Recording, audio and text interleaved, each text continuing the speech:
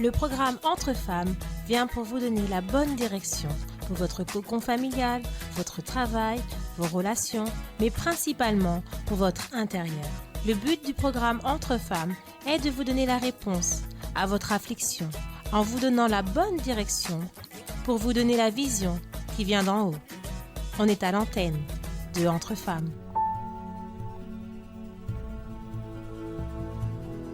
Chers amis, bienvenue à notre Entre Femmes d'aujourd'hui. Et Monique, toujours présente, toujours au rendez-vous. Madame. Merci beaucoup. Bonjour tout le monde. Nous sommes dans l'esprit de l'histoire de Job, puisque ça a commencé d'ailleurs sur l'univers vidéo. La série. Nous avons commencé à visionner les premiers épisodes sur l'enfance, la jeunesse de Job. Et on voit comme Dieu veut honorer la vie de quelqu'un qui, bien des fois, comme Job, était un homme intègre, droit, qui craignait Dieu, qui se déviait du mal. Mais à un moment donné, il y a une nécessité de booster un petit peu la personne pour qu'elle puisse réellement le connaître. Et c'est dans les luttes, dans les difficultés, c'est une école pour Dieu, pour que l'être humain puisse apprendre réellement à savoir qui il est, pas le connaître parce que nous sommes, et s'habituer, s'accommoder.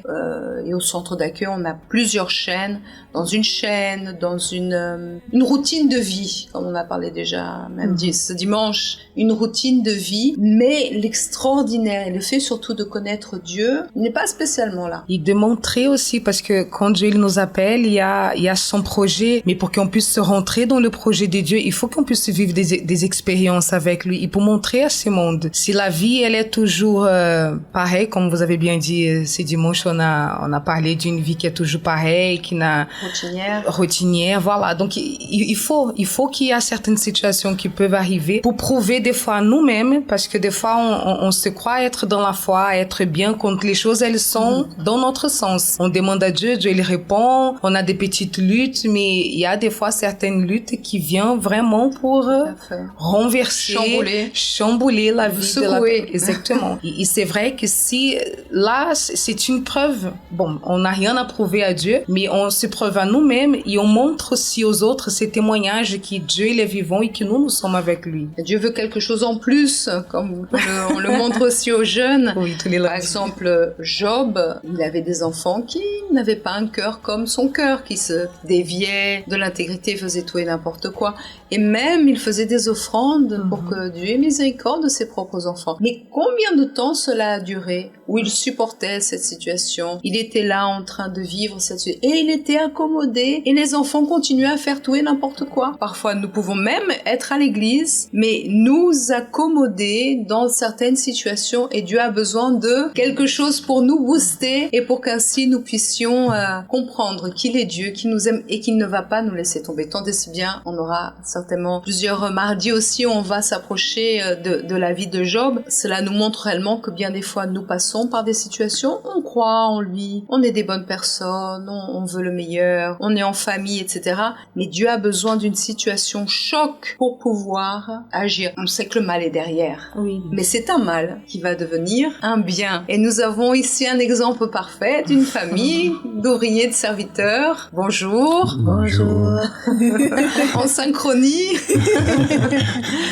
Monsieur Antonio, oui, du centre d'accueil de Mélin. Et Madame Gladys, vous étiez déjà venue d'ailleurs avec votre fils, et vous nous avez raconté votre histoire. Vous avez expliqué aussi qu'à un moment donné, votre époux, Monsieur Antonio, qui est ici maintenant pour témoigner, a passé une lutte grave au niveau de la santé.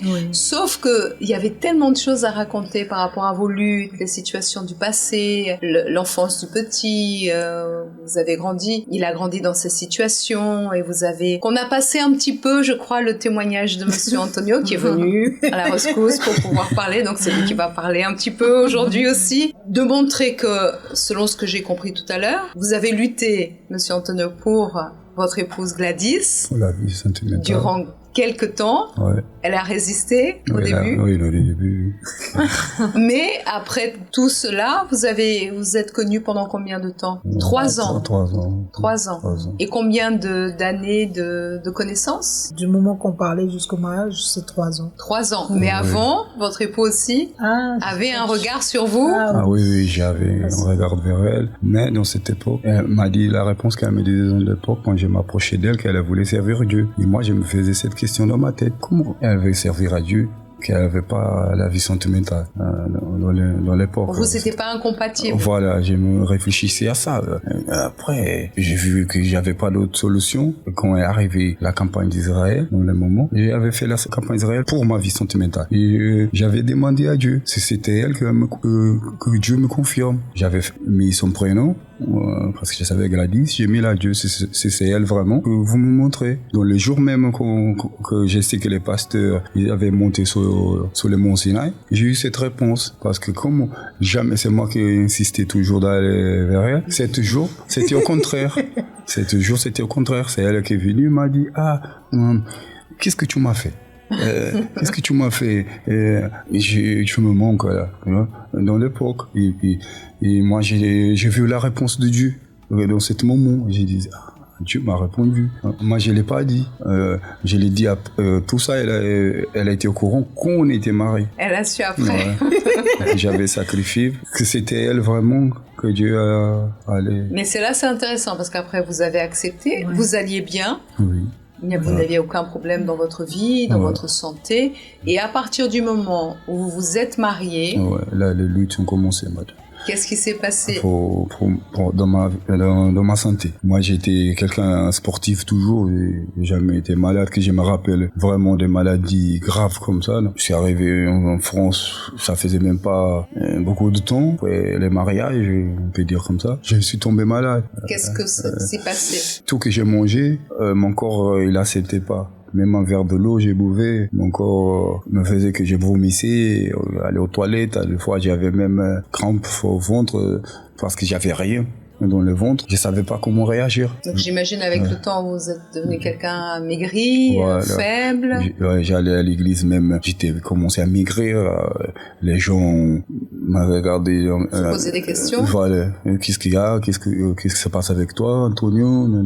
Beaucoup de questions. Avec le temps, j'imagine, au niveau du travail, vous avez dû laisser aussi. Voilà. Même le travail, dans l'époque, mon ex-patron m'avait dit, j'ai désolé, je peux plus te garder. Même dans cette situation, personne n'a, disons, une certaine empathie, pitié envers la personne, de la garder quelques heures ou faire autre chose. Comme elle n'est plus rentable, la personne est mise de côté. Voilà, et on venait de marier. Et notre vie financière était en train de chuter. Avec un enfant aussi à charge, puisque votre épouse avait déjà Romualdo. Il avait 6 ans de l'âge. Quand je l'ai connu, il a commencé à manquer des choses, même à la maison. Elle a sacrifié dans l'époque. Et moi, j'avais pas la capacité physique d'aider. De pouvoir travailler. Je voulais, moi, je pouvais pas. Et là, vous deviez travailler, Madame Gladys, avec... Oui, j'allais travailler tous les jours. J'allais travailler. Et même comme ça, quand je rentrais à la maison, parce que c'est pas au tout début aussi qu'il a voulu aller à l'hôpital.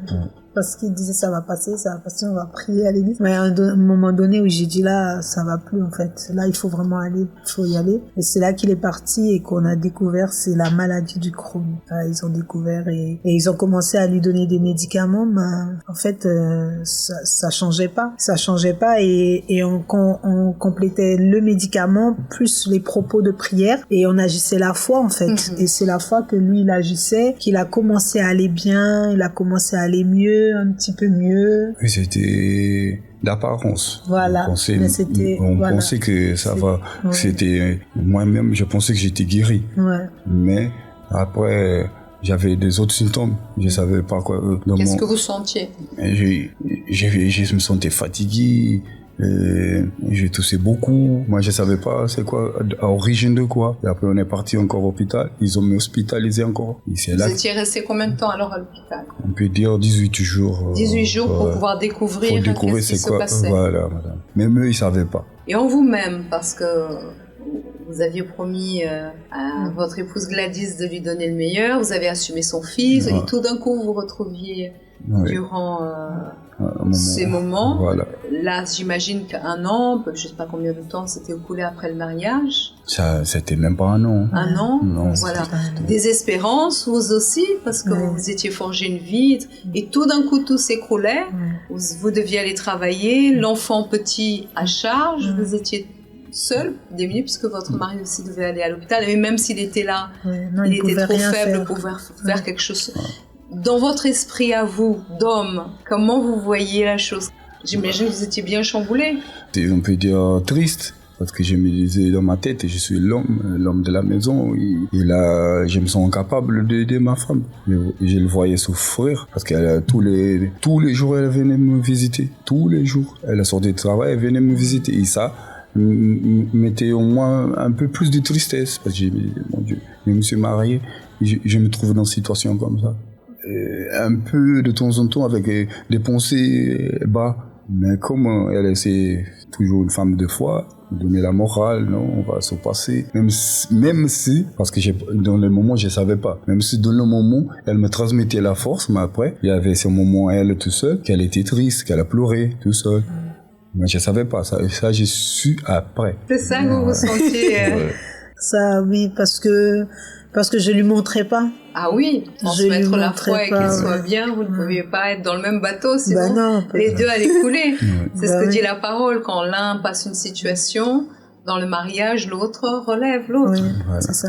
C'est ce qui doit être fait. Oui, et la parole est très importante. Oui. À moi, ce qui m'a gardée, c'est parce que j'étais dans la foi. Hein. Si j'avais pas l'esprit de Dieu, les chaînes de prière, les propos, l'église ouverte tous les jours, je pense pas que j'aurais tenu, parce que même mon mari à l'hôpital, j'allais servir. Vous dédoubliez, même plus que dédoubler, parce qu'il y avait le petit, le travail, votre époux, le fait de servir Dieu. Ah oui, je savais que rester à côté, ça allait rien changer, de toute façon, parce que c'est Dieu qui va faire. Et c'était mettre Dieu à la première place. C'est ce que vous aviez fait avant de vous connaître. Oui. C'est de mettre Dieu à la première place avant de pouvoir s'avancer dans cette relation au niveau sentimental. Et là, dans la lutte, vous mettiez aussi Dieu à la première place. Oui, je mets Dieu à la première place. Je confiais, j'ai dit à Dieu, Seigneur, je viens de me marier, tu te rends compte? Je parle avec Dieu. J'ai dit, je viens de me marier, je vais être veuve. Et en plus, une deuxième fois. Et nous, on pensait que c'était bien, en fait. Mais on agissait la foi, mais c'était pas, comme vous avez dit, c'était pas vraiment la révolte. On était là, mais on a été révoltés. Voilà. C'est quand on a été menacés, qu'on a vu même qu'on était, si Dieu ne fait rien, là, maintenant, tout de suite, c'est fini, en fait. Et là, qu'est-ce qui s'est passé dans ça? Donc, vous étiez sortis après de l'hôpital? Et tout s'était calmé, hein. Les années sont passées, en fait, 2 ans comme ça, et après à nouveau il est malade en fait. Et là on n'a pas compris, là il est parti, là par contre c'était à Fontainebleau. Oui, quand j'étais suivi par les personnes que je devais prendre les médicaments par rapport à la tuberculose, quand ils ont découvert aussi, ils me disaient que je devais prendre les médicaments, et moi au premier instant, je commençais à prendre, sauf que je voyais pas amélioration. Je me sentais mal, je vomissais quand même, j'avais tous les mêmes symptômes. Et j'ai fait mon propre moyen Dieu, tout seul. J'ai arrêté le médicament. Et même mon épouse, elle ne savait pas. J'ai arrêté. En général, c'est vrai qu'à l'église aujourd'hui, en plus, on est mardi. Normalement, c'est ce qu'on dit. On dit toujours que la foi et la médecine cheminent ensemble, et de suivre le traitement, de pouvoir ainsi continuer à dépendre aussi. Mais après, c'est la foi de chacun, parce que ce n'est pas le conseil qui est donné, mais après, la personne a sa foi. Voilà.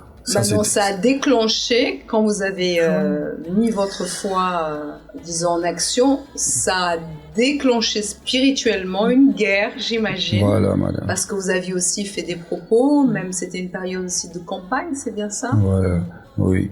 Et même avant qu'on fasse les campagnes, il y a eu la persécution de la personne que nous suivait, des menaces qu'on a eues par rapport qu'ils allaient prendre Romualdo quand il était jeune, si j'allais prendre le médicament, ils allaient prendre les garçons, ils ont me menacé.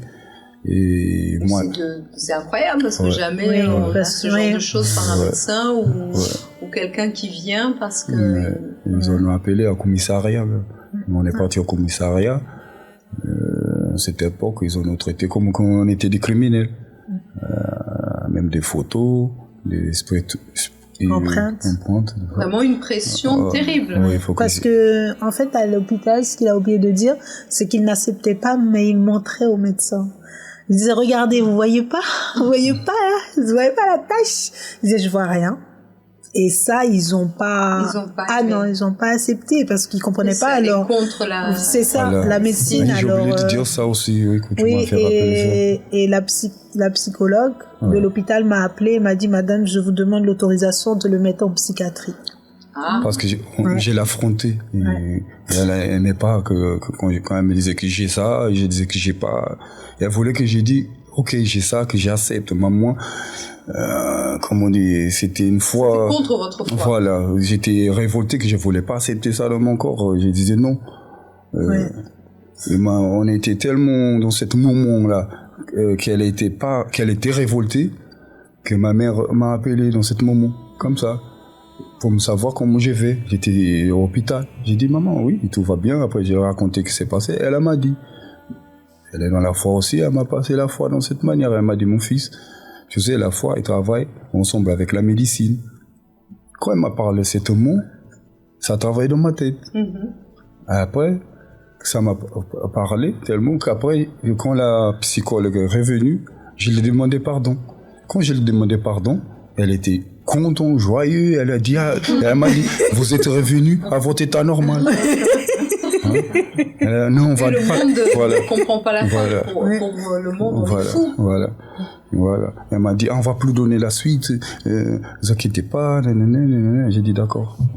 Ça a su calmer la situation de manière sage, parce que c'est vrai que, comme là, ce qu'on peut voir, c'est dans votre témoignage, c'est que vous aviez la foi. Vous avez été très, disons, attaqué aussi. Le mal a voulu vraiment causer une division. Vous ne souhaitez pas que ni l'un ni l'autre ne soyez heureux. Vous avez eu votre histoire. Bon, certainement, dans le passé, vous aviez eu certainement aussi vos luttes, vos difficultés.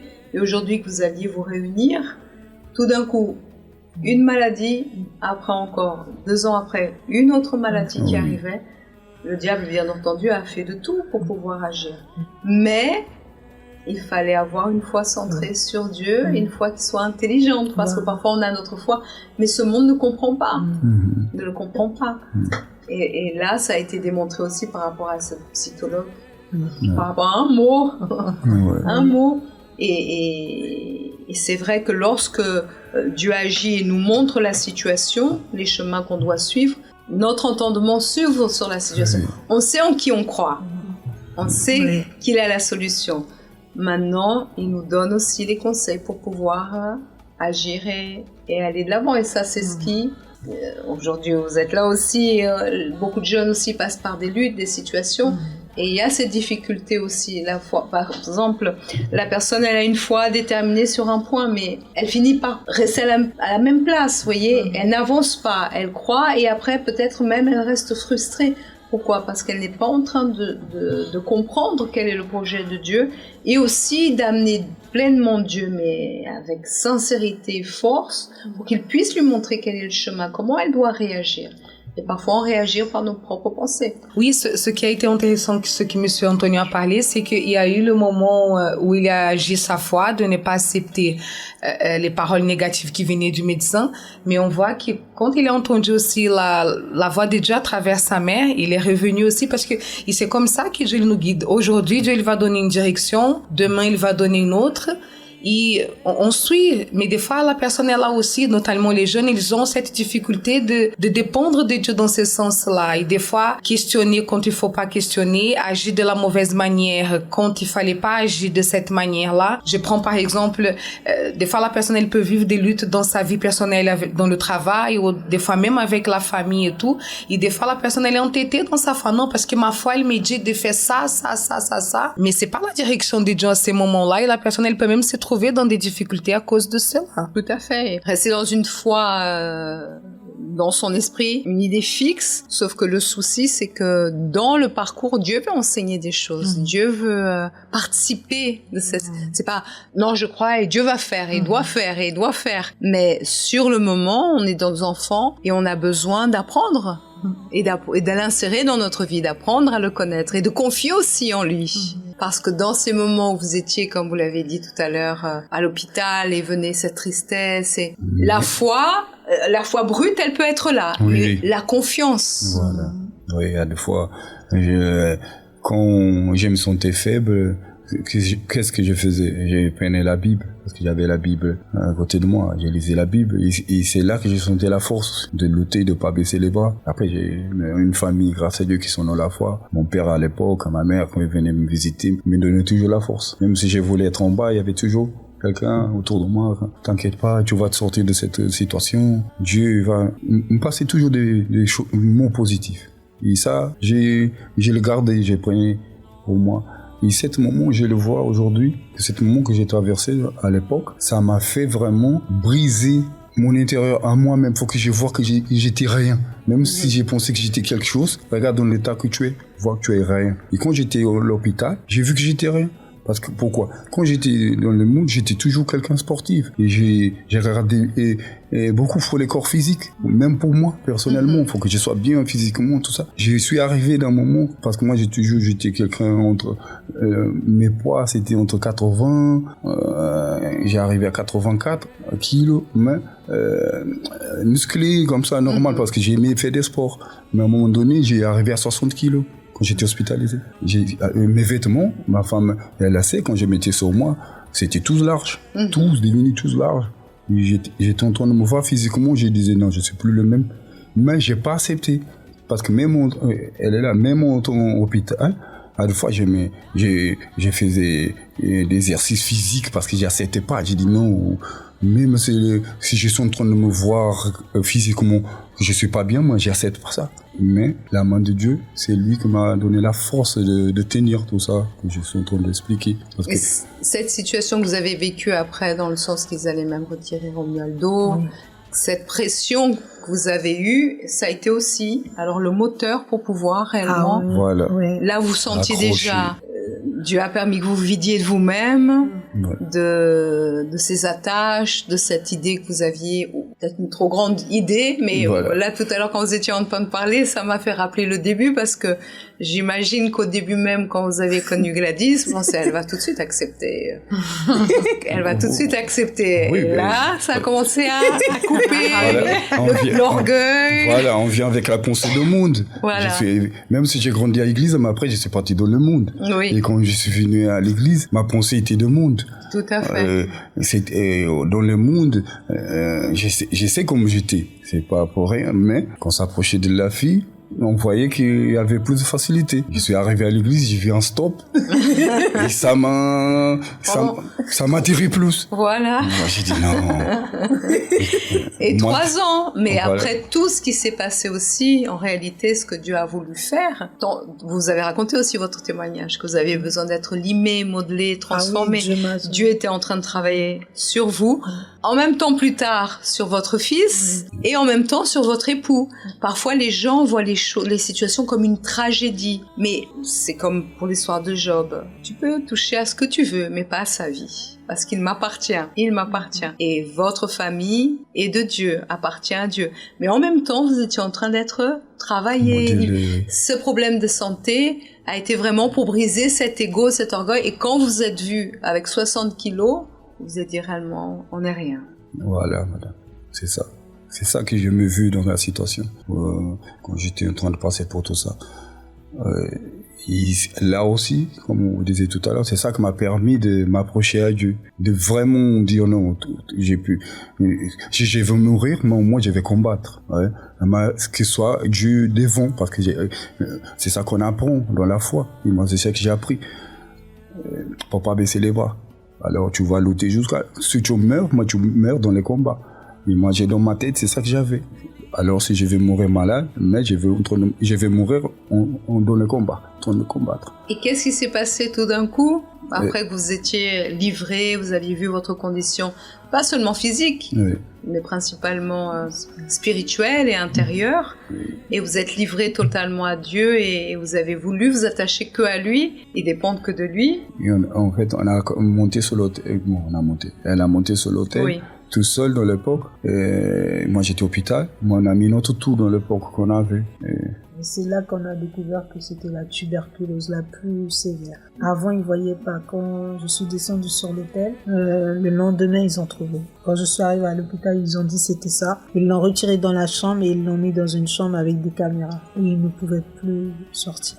Oui, éloigné de toute personne contagieuse. C'est ça. Voilà. Toutes les personnes qui venaient me visiter devaient utiliser le masque. Caméra partout, je pouvais même pas aller aux toilettes. J'étais pas bien. Même je disais à l'infirmière, moi j'ai pu aller aux toilettes tout seul. Moi à un moment donné, je suis parti tout seul. Ils sont rentrés tout de suite. Vous pouvez pas bouger, monsieur. J'ai resté deux jours dans cette chambre. On priait. Oui, on priait après. Et après ils ont retiré qui peut sortir de cette chambre. Et après avec la prière, tout ça, Dieu m'a fait sortir. J'ai reçu l'autorisation de sortir, mais que je devais suivre un traitement et prendre le médicament. Sauf que dans l'époque, j'ai pris ces médicaments, ça faisait rien aussi. C'est là qu'après, même ma femme n'était pas au courant. J'ai décidé de pas prendre ces médicaments. J'avais un cabas de médicaments que je devais prendre jusqu'à ce que ça termine. Et je l'ai mis au garage, je l'ai gardé. J'ai agi ma foi avec Dieu. Et comme j'étais suivi, je devais comparaître tous les semaines pour aller faire l'examen et à présenter les résultats au médecin qui me suivait. Et un jour, il m'a dit, même pas 3 mois, il m'a dit, un médicament qu'on t'a prescrit est en train de faire la différence. On voit les résultats. Moi, je savais que je ne prenais pas les médicaments et j'ai voyé la main de Dieu dans ma santé. J'étais après guéri. que toutes les luttes soient passées.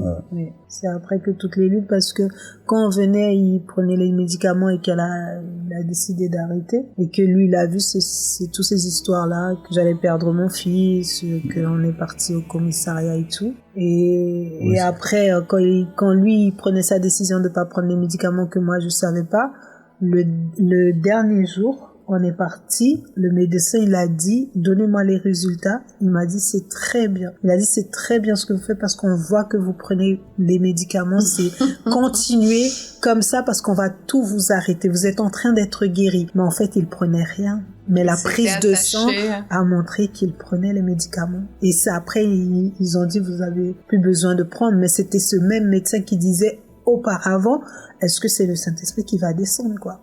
Et de sa bouche est sorti qu'il est guéri. On a vu que c'était spirituel. Tout à fait. Et c'est cette révolte. Le diable met cette pression, que la personne reste apeurée, reste dans le doute, reste dans le sentiment.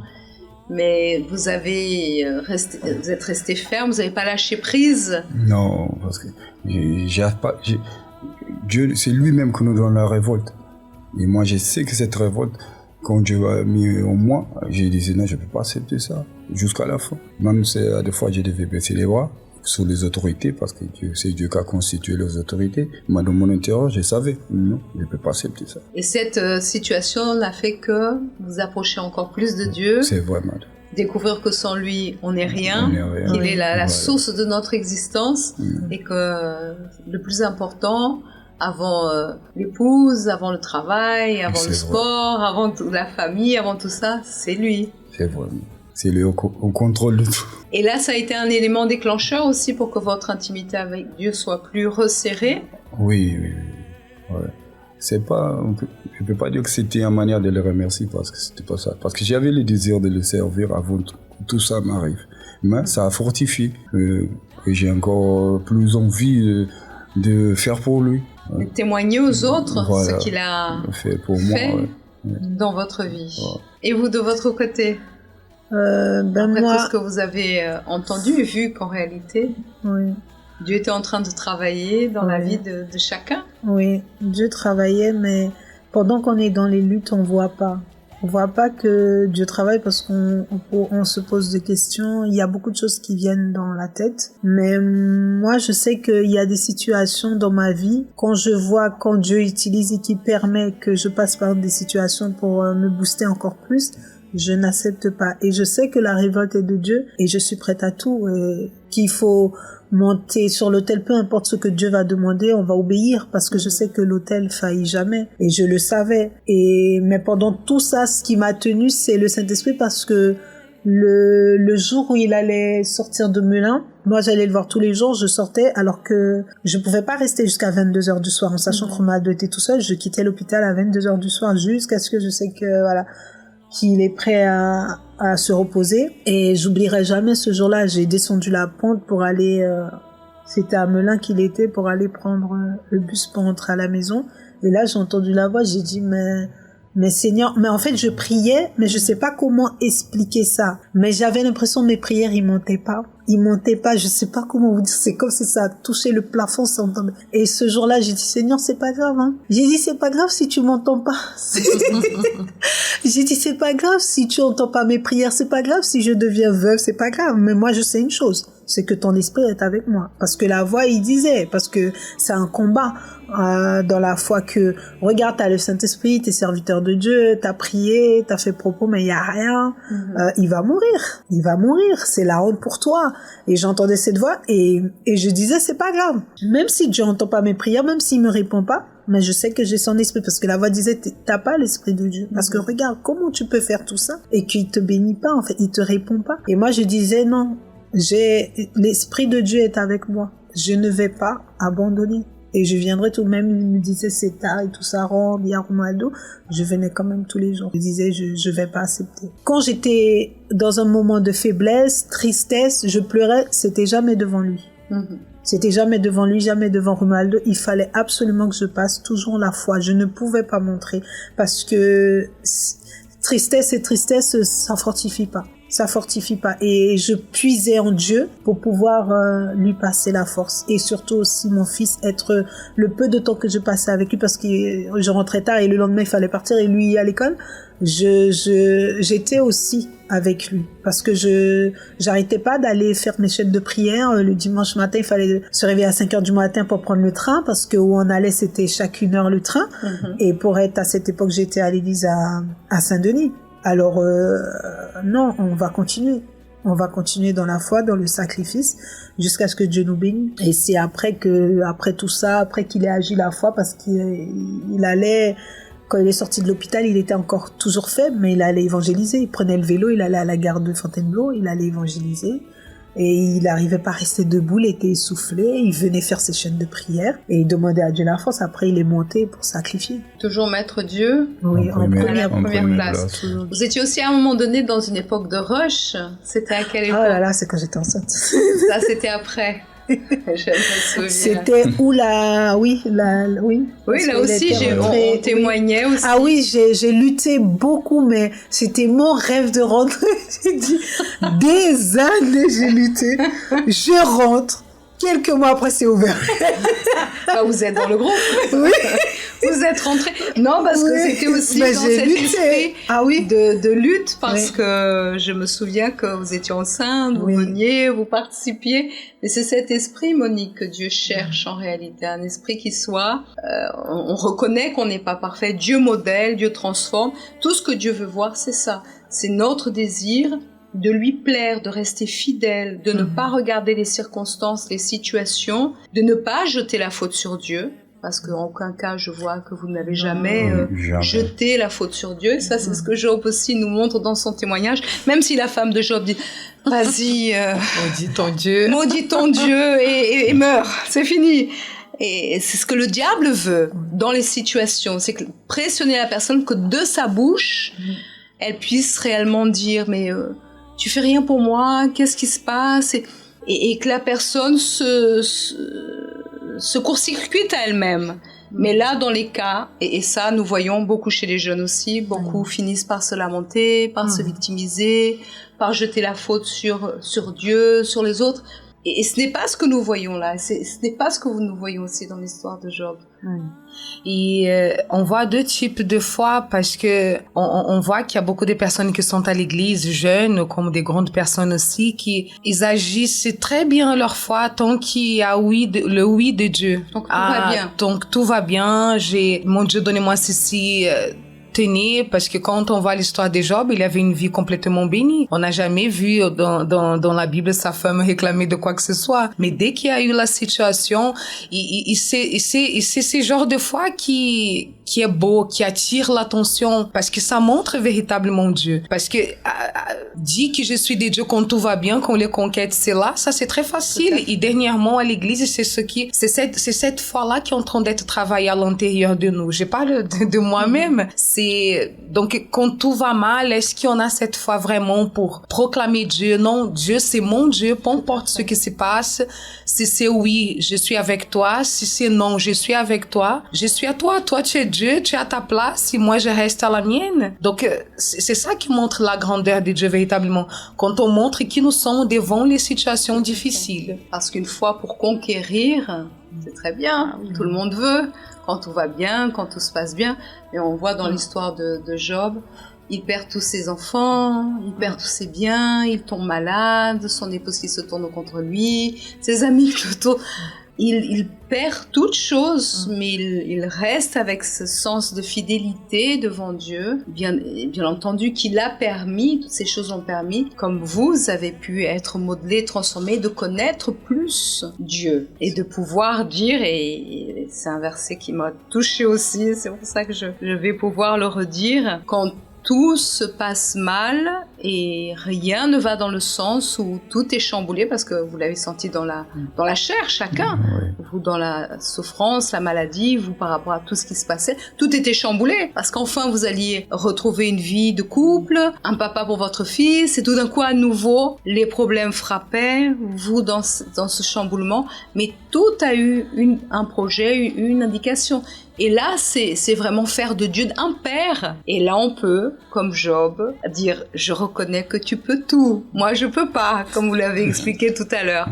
Je reconnais que tu peux tout et que rien ne s'oppose à tes pensées ou à tes projets, et rien n'est trop difficile pour toi. Donc, si tu veux, tu veux. Si tu veux pas, mais en tout cas, tu le peux. Et je reste fidèle à toi. Et je sais que tu vas m'honorer. Et là, c'est impossible. Dieu ne va pas résister lorsque la personne, elle agit dans ce sens. Elle a rien à perdre. Elle a tout à gagner. C'est ce qui s'est passé. C'est vrai, madame. Et aujourd'hui? Aujourd'hui, on a des luttes, on a des combats. Comme toujours, mais ça n'a rien à voir avec dans le passé. Ça a été un entraînement. Voilà. Aujourd'hui. Oui, sauf il y a eu un moment pour notre vie financière, comme on avait déjà témoigné déjà. Oui. Qui voulait mettre à son compte, c'était tout bloqué. Et encore, on va à l'hôtel. Parce que c'est la solution, c'est l'hôtel. Toujours, ça a été l'hôtel. Parce que sans Dieu, c'est pas possible. C'est pas possible. Et après, Dieu nous a bénis et tout, Dieu lui a béni. Là où il l'a placé, qu'on avait déjà dit. Et moi, je travaillais, Dieu m'avait donné ce travail depuis quand mon mari j'ai connu. J'ai toujours voulu retourner à l'école, mais je pouvais pas. Alors j'ai arrêté, après j'ai fait 2 mois, après j'ai repris le travail, j'ai dit non, financièrement on peut pas, parce que le fait de monter après. Et après j'ai dit bon c'est pas la peine, parce que j'écoutais aussi, c'est ça que je disais à l'époux, j'ai dit mais c'est bizarre, parce que quand c'est moi, j'ai pas cette foi pour moi-même, dans le sens où je disais, pour moi, vas-y Gladys. Mais j'entendais la voix qui disait toujours, c'est la voix du diable, hein, tu vas pas y arriver à ton âge, tu penses que tu vas retourner à l'école. Et moi, c'est pas que je prêtais attention, mais je trouvais des excuses pour ne pas retourner à l'école. Et c'est Dieu qui m'a montré, en fait, là, tu confies pas quand c'est ça. En fait, quand c'est toi, vis-à-vis de toi que tu veux conquérir, entre guillemets pour Dieu dans ce monde, parce que la formation c'est pour Dieu, c'est physique, et ça tu confies pas, mais tu confies dans les autres choses, les filles mais là en fait t'as un problème là, et ça il faut le résoudre, ça. Et vous avez dû prendre du temps pour vous, parce que d'ailleurs je vous croisais souvent ici à Paris, vendredi, lundi en tout cas, à 15h l'après-midi. J'ai eu le courage, j'ai dit non, je vais tout quitter. je vais démissionner et il faut que je reparte à l'école parce que il faut vraiment, là c'est Dieu. Si Dieu, là si tu ne fais rien, ben de toute façon je ferai pas parce que moi j'ai pas de capacité. Et vous avez dans quelle, excusez-moi, dans la petite enfance. Dans la petite enfance. Dans la petite enfance. Mais vous avez dû aussi sacrifier beaucoup de choses puisque. Mais oui, parce que je me suis retrouvée en fait ben la plus jeune, elle avait 16 ans. La plus jeune, on était, on va dire 5 mères. Et dès que janvier 2025 est passé, les jeunes ont commencé à ne plus venir. Et la voix encore, le diable disait, regarde, eux, ils sont jeunes, ils n'ont pas résisté, et toi, tu penses que tu vas aller loin? Mais au-delà de ça, vous avez aussi dû sacrifier, parce que si je me souviens très bien que je vous voyais, c'est-à-dire que vous avez dû sacrifier des cultes ou votre même service au niveau à Melun. Oui. Vous avez dû mettre de côté beaucoup de choses que vous appréciez, puis la famille aussi, elle a dû... Donc tout le monde s'est uni dans un seul propos pour que vous puissiez arriver, et finalement, combien de mois de septembre jusqu'à juin, Dieu m'a donné sa sagesse et sa capacité pour pouvoir tout retenir, hein, parce que moi je disais mais en fait j'arriverai pas et il fallait les propos et je sacrifiais le temps, je courais après la formation. Les jeunes en fait les personnes de ma classe ne comprenaient pas, je courais pour venir à l'église parce que j'ai dit je peux pas manquer ce moment-là parce que j'en ai besoin, parce que je pouvais pas faire les cultes à Melun parce que je rentrais chez moi, il était 21h15, 22h et c'était ce petit moment. Comment tu vas où tout le temps tu cours? Oui, tu vas à l'église à Stalingrad, tu veux venir? C'était où votre à Paris? Oui, c'était à Paris, métro 9. Je courais, je disais non, je peux pas parce que même à la fin, vous couriez. Oui, je courais, j'ai dit pour aller travailler. Là, c'était pour courir. Je quittais l'école pour courir, pour venir à l'église et après je quittais pour courir pour aller au travail. Mais c'est ça le secret, c'est ça le secret. À nouveau, cette dépendance du Saint-Esprit, cette dépendance de la présence de Dieu, de montrer que c'était lui qui allait vous fortifier, vous aider. Lorsqu'on met Dieu à la première place, finalement, on obtient son diplôme. Oui. Et aujourd'hui, comment va votre vie? Et après, les résultats sont tombés le 3 juillet. Et là, j'ai commencé à faire mes défis, à prier. Et j'ai dit, mon Dieu, je vais passer les entretiens. J'ai commencé à envoyer. J'ai passé 3 entretiens. Et j'ai dit, mais mon Dieu, quand Dieu a parlé avec moi, j'ai dit, mais est-ce que c'est ce que tu veux vraiment? Est-ce que c'est ça que tu veux? J'ai dit, non, je vais confier en toi. Parce que si je t'ai demandé, je sais que tu vas me donner le meilleur. Et le 3e entretien les 2 autres, j'ai dit non. Et c'est au 3e que j'ai dit oui. Et Dieu m'a donné ce que j'imaginais pas. C'est, voilà, toutes les conditions, les choses. Je suis pas loin. Je suis à moins de temps de chez moi, alors que je travaille à Paris. Mais c'est vraiment, c'est là, juste à côté. Et Dieu a fait les choses bien, les horaires bien. Je pourrais faire les réunions du soir à Melun. Je pourrais servir et ça c'est merveilleux parce que j'ai dit la première chose que j'ai demandé, parce que j'ai fait une campagne Israël pour trouver justement mon alternance parce que personne voulait de moi, madame. Et j'ai pas compris parce que quand je suis arrivée dans la case, j'ai dit mais il y a 7 mamans, ils ont fait comment eux? Et c'était tout. J'ai dit je savais qu'il fallait que j'aille à l'hôtel de toute façon. Et pour mon diplôme, comme je savais que la campagne c'était entre juin et juillet, j'ai dit en décembre il faut que je sacrifie pour avoir mon diplôme parce que l'année va passer. Et les résultats tombent 3 juillet et tout c'est l'hôtel, et j'ai dit mon Dieu, tu vas me donner un travail mais tout ce que je veux c'est servir le soir. Il faut que je serve, il faut que je fasse mes chaînes de prière, il faut pas que je travaille samedi, dimanche, ça j'avais demandé, c'est pour ça que je suis partie dans la petite enfance. Et il m'a donné aussi une crèche pas loin, dans un grand groupe. Dieu m'a béni et je dis à Dieu merci parce que là, tout ce qui me plaît et qui me fait plaisir, c'est que quand je vais rentrer chez moi, je vais pouvoir aller faire mes réunions, quoi. C'est mes chaînes de prière et pas en train de courir et tout, comme je faisais. Et Dieu a béni. Et c'était ça le plus important pour moi. C'était pouvoir faire les réunions avec ma famille maintenant. Et parce qu'aujourd'hui, votre époux aussi sert Dieu. Vous êtes dans le même esprit, le temps pour être en famille. Oui. Entre-temps, Romualde aussi, comme vous l'avez dit, la dernière est revenue. Oui. La petite est arrivée depuis 6 ans. Depuis 6 ans. Oui. Et aujourd'hui, vous vivez bien. Oui. Par la grâce de Dieu. On sait que Dieu prépare et que des luttes, des situations vont venir. Mais en tout cas, toutes ces situations vous ont permis de mettre Dieu à la première place et de savoir que il a besoin de notre collaboration, de notre révolte, pour pouvoir l'honorer, mais il a besoin juste d'un starter de notre part, de plus poser des questions, de plus voir notre capacité, voir que c'est lui qui va agir. Et si on confie, on cherche son royaume et sa justice, tout le reste, c'est lui qui va donner. C'est vrai. Oui, parce que il faut vraiment confier en Dieu. Et c'est pour ça qu'on dit c'est pour ça que Dieu, il a eu raison quand il a dit, la foi, c'est une ferme assurance parce qu'on ne voit rien. Moi, tout au long de ses études, tout au long qu'il est malade, tout au long de Romualdo, je savais que tous les soirs, j'allais dans sa chambre pour pleurer, mon mari savait pas.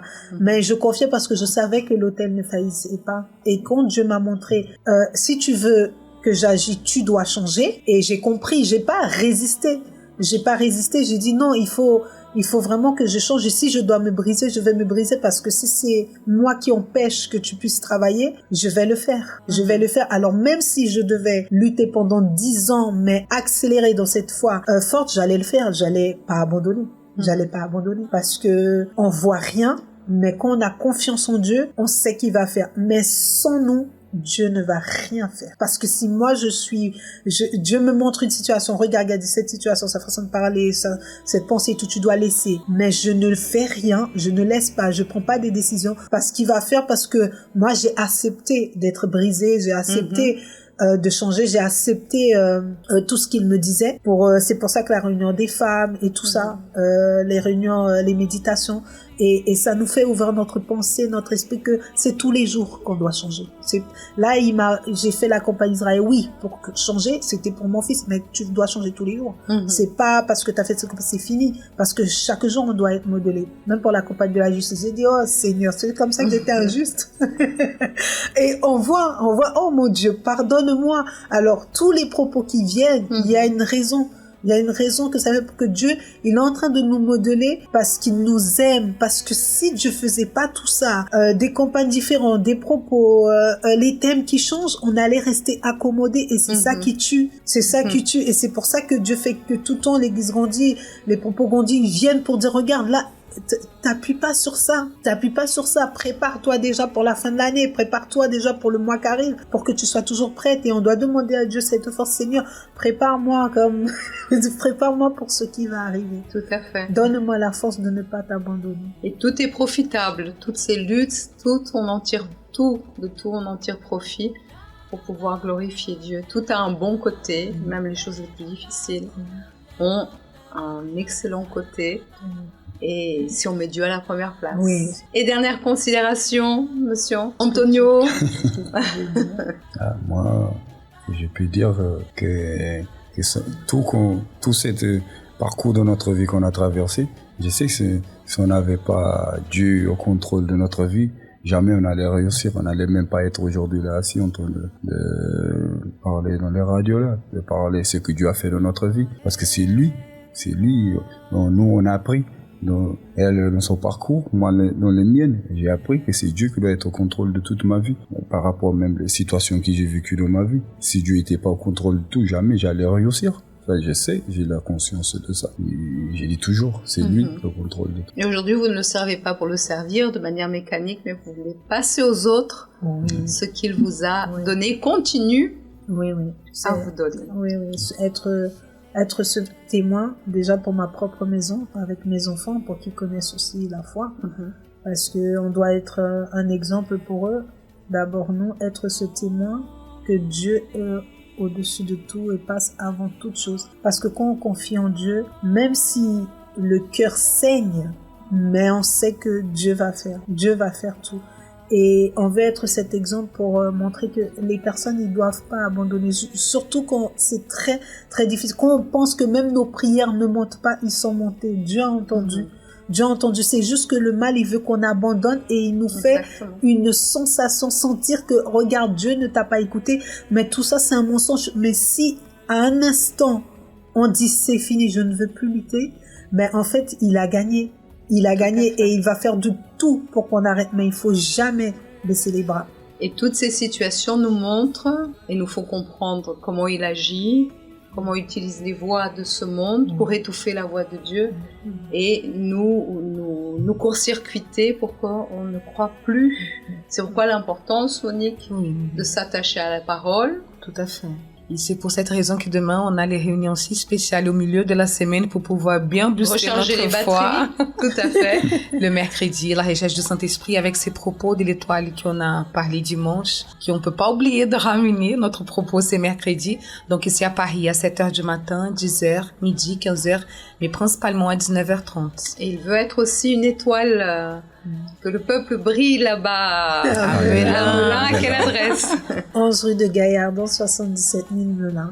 Maintenant, vous ne venez plus à 15h à Paris. Non.